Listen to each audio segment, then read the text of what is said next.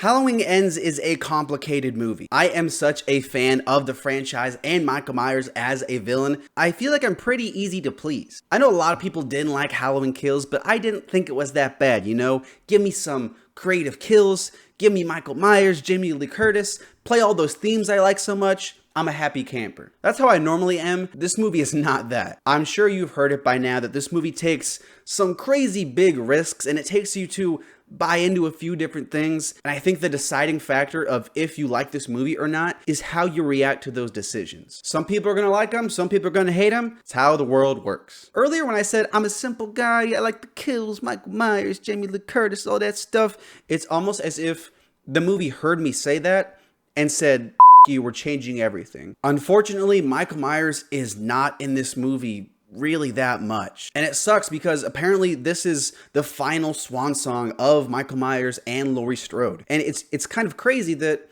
since this is apparently the last time we're going to see both these characters, they're not the focus, and that Michael himself is overshadowed by new characters, new villains, and it kind of stinks because I thought this was the grand finale between these two characters. I do think though that this angle had a few benefits, and it definitely teed up where this franchise could go if it's going to continue, and it will, if we're being honest, at some point. Something I respect about the movie, at least, is how it didn't play things safe. It changed up the formula, and even if you don't like this movie, it will stand out for being unique in the franchise. That being said, you still want to see some kills, and they're kind of lacking here, if I'm being honest. A lot of them are off screen, and Michael has easily his lowest kill count to date. Like, I can count them on one hand, and that's a bummer. Also, they nerf him a bit, and they don't really answer a lot of the questions asked in Halloween Kills, like how he takes so much damage at the end and how he just can get back up after all that. It kind of makes Halloween Kills a little more confusing in retrospect. So if Michael isn't in the movie, what's this one about? It's about the characters. It is by far the most character-driven film in the franchise,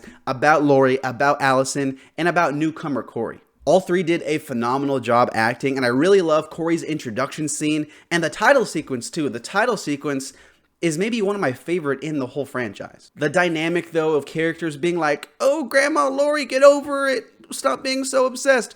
That's a little old, especially when you take into account everything she's been through over the last few movies. The Halloween franchise is just as much Laurie's as it is Michael's, and if you're not cool with that, this might disappoint you, because I think to enjoy this movie, you have to be just as much here to see Laurie as you are for Michael. Me personally though, I love Laurie as a character, and everything with her definitely helped fill the Michael Myers shaped hole in this movie. I thought that theme of monsters creating monsters was done better here than it was in the last one, and I like what they do with it. The showdown itself between Laurie and Michael is great, although a little short, but I liked it. It's just so strange to me that these two characters, this epic grand conclusion, it's not about them. It's about Allison and Corey. Like, Laurie and Michael are kind of secondary characters in this movie. That's so weird to say. Frustration. The movie is shot well though. David Gordon Green does a good job. Cinematographer Michael Simmons, he does good too. And that composer duo of John and Cody Carpenter,